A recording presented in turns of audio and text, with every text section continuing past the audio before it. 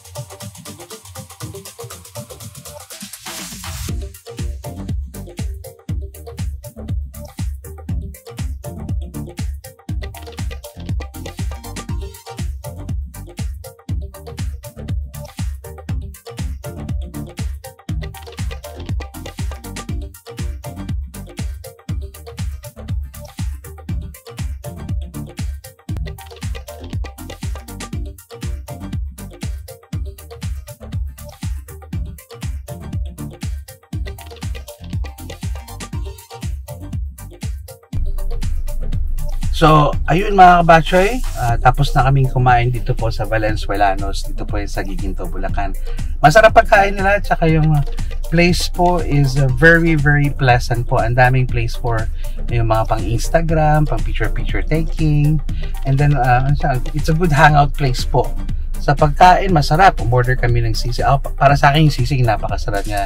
Yung kaldereta, yung pancit nila, masarap din. Tsaka yung isda po, tsaka yung chicken, So, worth visiting po and then worth na puntahan itong lugar pong ito. Ang pangalan po ng restaurant ay Valenzuelanos. Dito po yan sa Guiguinto, Bulacan. Okay mga kabatchoy, pag nagawin ka dito sa Guiguinto, Bulacan, punta lang kayo dito and kain po kayo. Okay? Alright mga kabatchoy, hanggang sa susunod po na vlog po namin.